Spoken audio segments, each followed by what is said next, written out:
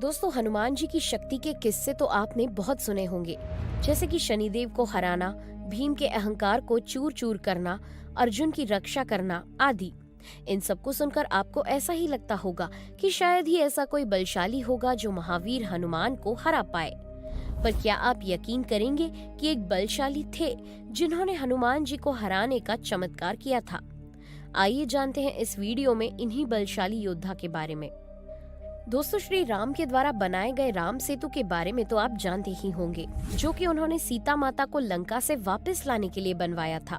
एक बार सिद्ध योगी मच्छिद्रनाथ जी रामेश्वरम में आते हैं और जब वहाँ पर राम सेतु को देखते हैं तो उनका मन बड़ा ही प्रफुल्लित हो जाता है। उनका मन करता है कि बस वहीं रम जाएं और श्री राम की भक्ति करते रहें। फिर वो श्री राम की भक्ति में लीन होकर समुद्र में स्नान करने लगते हैं। पर प्रभु की भक्ति इतनी सरलता से थोड़ी हो पाती है। कुछ ऐसा ही हुआ मच्छिद्रनाथ जी के साथ। राम सेतु में जहाँ मच्छिद्रनाथ स्नान कर रहे थे, वहाँ पहले से ही राम भक्त हनुमान एक बूढ़े वानर के रूप में मौजूद होते हैं। हनुमान जी को ये पता होता है कि मच्छिद्रनाथ जी एक सिद्ध योगी है, परंतु फिर भी वो उनकी शक्ति की परीक्षा लेने का सोचते हैं। सबसे पहले तो वो अपनी शक्ति के द्वारा जोरदार बारिश करवाते हैं, लेकिन जब उन योगी जी पर इस जोरदार बारिश का कोई प्रभाव होता हुआ नहीं दिखाई देता, तो वो कुछ और तरकीब लड़ाते हैं जिससे कि मच्छिद्रनाथ जी क्रोधित हो जाएं। हनुमान जी बारिश से बचने के लिए उन्हीं के सामने एक पहाड़ पर प्रहार करते हैं। ये सब देखकर मच्छिद्रनाथ जी से रहा नहीं जाता, तो वो हनुमान रूपी बूढ़े वानर से कहते हैं कि तुम ये क्या कर रहे हो, यहाँ क्या बना रहे हो? क्या तुम्हें इतना भी मालूम नहीं कि जब प्यास लगती है तब उस समय ही कुआं नहीं खोदा जाता, बल्कि इसके लिए अपने घर में पहले से ही इंतजाम कर लेना चाहिए। मच्छिद्रनाथ जी की पूरी बात सुनकर हनुमान जी उनसे पूछते हैं कि आप कौन हैं? तो इस पर मच्छिद्रनाथ जी जवाब देते हैं कि मैं एक सिद्ध पुरुष हूँ और मुझे मृत्यु पर भी विजय प्राप्त है।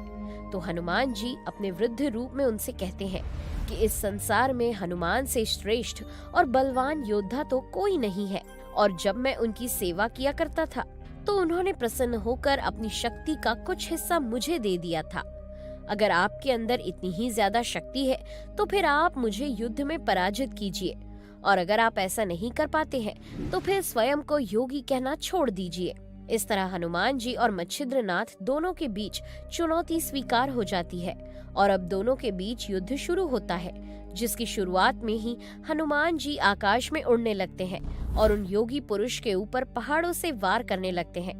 उधर दूसरी ओर मच्छिद्रनाथ भी पर्वतों को अपनी ओर आता हुआ देख मंत्रों की शक्ति का इस्तेमाल करते हैं, जिससे वो सभी पर्वतों को नीचे आने से पहले ही आकाश में रोक देते हैं और उन सभी पर्वतों को वापस अपनी मूल जगह पर पहुंचा देते हैं। दोस्तों, ये सब देख हनुमान जी को क्रोध आ जाता है, जिससे वो वहां पर खड़े सबसे बड़े पर्वत को मच्छिद्रनाथ जी की ओर फेंकने के लिए बढ़ते हैं।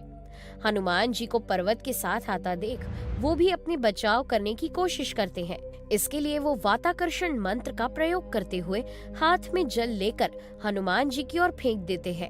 ये मंत्र इतना ताकतवर होता है कि इसके प्रयोग से हनुमान जी तुरंत ही आसमान में स्थिर हो जाते हैं और उनका शरीर बिल्कुल भी हिलडुल नहीं पाता। मच्छिद्रनाथ जी की शक्तियों का प्रभाव इतना था कि हनुमान जी की शक्ति उनके सामने टिक नहीं पाती है, जिससे अब वो पर्वत तक का भार नहीं सहन कर पाते हैं और उसके वजन की पीड़ा के कारण दर्द से कराहने लगते हैं। हनुमान जी के पिता पवनदेव अपने पुत्र के लिए बहुत ही ज्यादा डर जाते हैं, इसलिए वो आकर मच्छिद्रनाथ जी से हनुमान जी को क्षमा करने के लिए प्रार्थना करते हैं। पवनदेव के बहुत प्रार्थना करने पर मच्छिद्रनाथ हनुमान जी को मुक्त कर देते हैं, जिसके तुरंत बाद हनुमान जी अपने वास्तविक रूप में आ जाते हैं। शायद ही आपको मालूम हो कि इतना सब कुछ हो जाने के बाद हनुमान जी मच्छिद्रनाथ से हाथ जोड़ते हुए कहते हैं कि मैं जानता था कि आप नारायण के अवतार हैं, फिर भी मैंने आपकी शक्तियों की परीक्षा लेने का प्रयत्न किया।